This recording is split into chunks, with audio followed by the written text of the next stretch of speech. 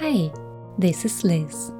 I recently bought this cute 2-story timber frame house. And ever since I bought this house, I have been asked countless times how I was able to afford it entirely on my own. I realized that my simple, slow living lifestyle has a lot to do with it. Today, I'm sharing the simple living habits that pay for my house.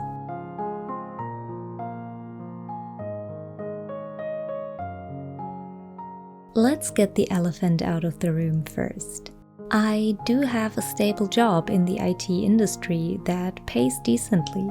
Saving money only gets you so far if you don't make enough money to save. Despite my red hair, I'm unfortunately not a witch and I don't work magic. I work in a job for money like the mere mortal I am. But don't click off this video in disappointment.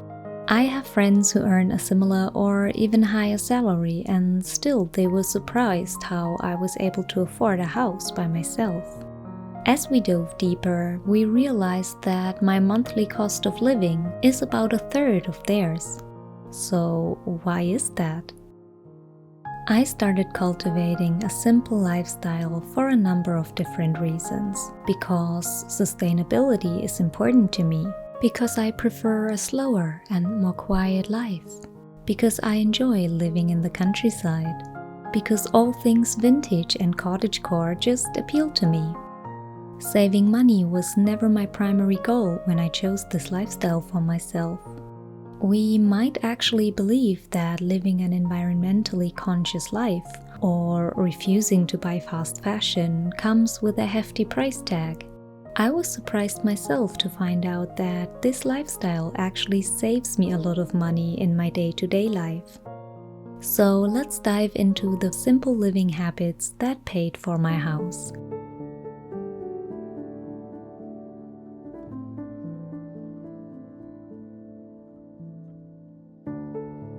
Life in the countryside is often way more affordable than city life in many areas, such as rent or house prices, food, parking, entertainment, and many more.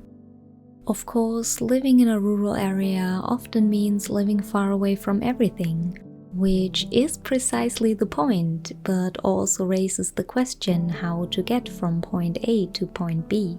However, for me, the lower cost of living in the countryside still outweighs transportation costs. I decided to get an electric car 2 years ago and I'm never going back.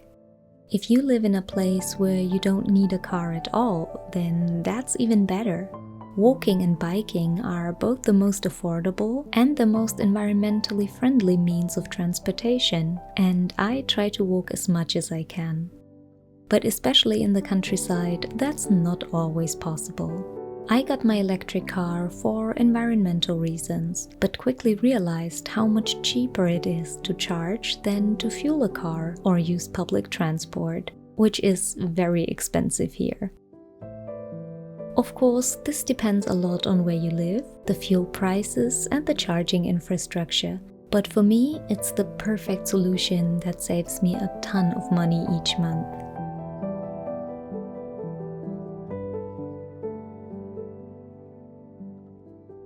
I don't buy fast fashion for ethical and environmental reasons. This might sound very counterintuitive as a tip for saving money, but in reality it's a game changer. While I do have a handful of items I bought for full price from small fair fashion brands, the vast majority of my clothing is second-hand. Not only is this the most sustainable and ethical way to shop, it is also extremely affordable. Fast fashion items are already affordable to begin with, and I only pay half the price for second-hand items that are as good as new, often even with the tag still on. It also allows me to buy high-quality items at a much lower price that would be very expensive when bought new at a store. An additional benefit is that I don't get tempted to walk into stores, browse, and buy something I don't actually need, simply because I won't even enter fast fashion stores at all. This avoids impulse purchases that add up over time.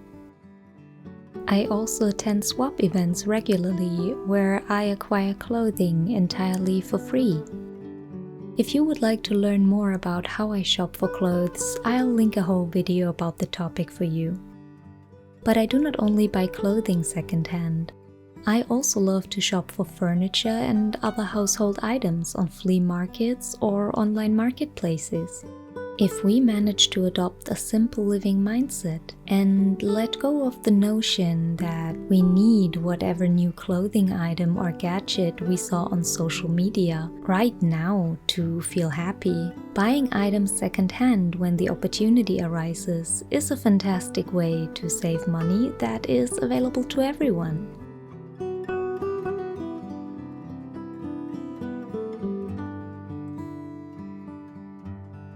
Food is a major factor in our monthly expenses, and eating out can get quite expensive over time. I like to cook and meal prep delicious healthy meals at home. My diet consists mostly of fresh seasonal veggies from the local farmers market or my own garden. I love fresh salads in summer and nice hot soups and stews in winter. Add some rice and pasta to the mix and you'll get a diet that is not only environmentally friendly, but also super healthy and very affordable.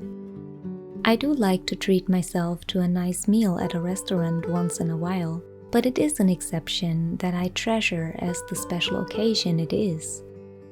Fresh home-cooked meals that can be stored to last for a few days save a ton of money over time compared to eating out a lot.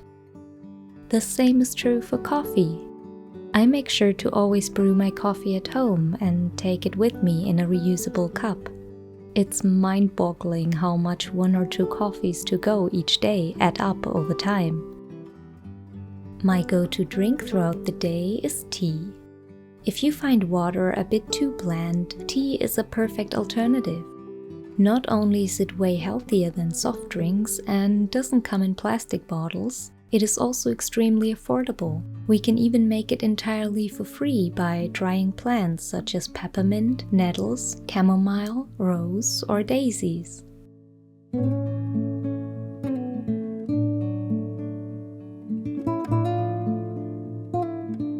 How we decide to spend our free time has a huge impact on how much money we spend. There are hobbies we have to invest some money into, and that is perfectly okay if they fulfill us. I personally play medieval LARP, which requires a lot of equipment, from historic garments to an authentic tent. But I realized most of my hobbies cost very little to nothing. I love to go hiking and swimming, meet up with my friends and family for board game nights, read, write, visit historic sites, or browse through flea markets. I very rarely go out to clubs and bars to party the night away, a habit that can get expensive when you consider entry fees, transportation, and alcohol. Some of us consider shopping a hobby as well, and believe it or not, about 10 years ago, this would have been me. But not only is buying less a way more sustainable lifestyle, it also saves so much money. Be wise about the hobbies and activities you spend your money on. Make sure to invest into hobbies that truly make you happy, and consider all the wonderful things we can do entirely for free.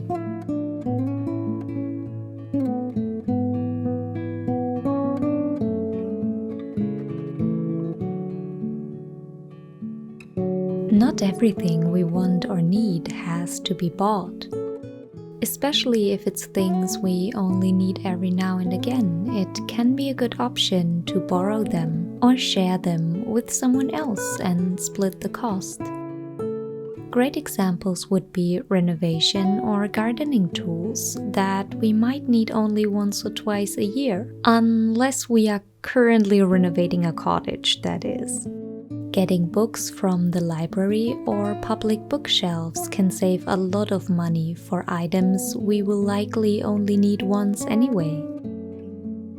I also recommend resisting the urge to always buy the latest gadgets.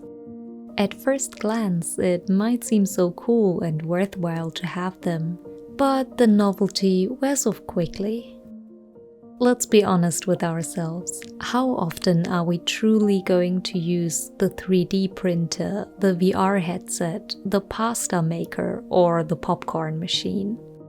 One of the main differences between me and my friends with a way higher cost of living was actually their frequent purchases of technical toys and gadgets that had little to do with equipment they truly need for their job or hobbies.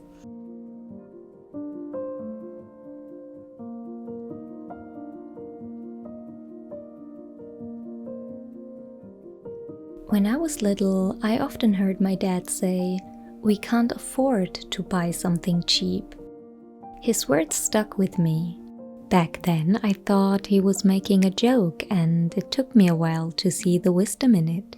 Buying something cheap will often result in us having to buy the same item multiple times because it keeps breaking after a short period of time.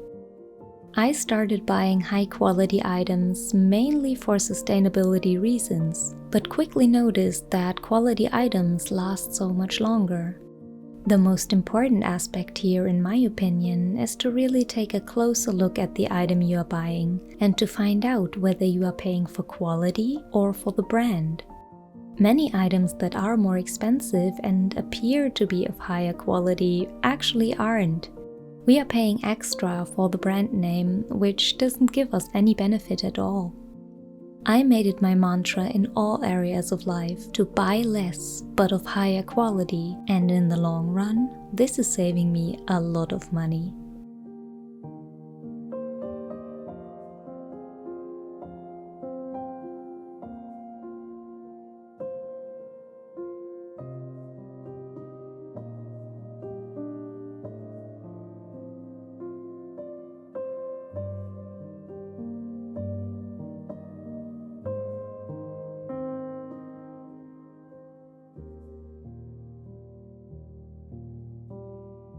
As with everything when it comes to living a slow, simple life, these habits will not make us rich overnight.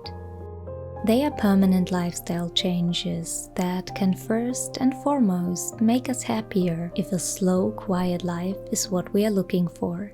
But if this lifestyle resonates with you, these habits can help you save a lot of money in the long run and help you afford the cottage of your dreams, or whatever it is you are dreaming of.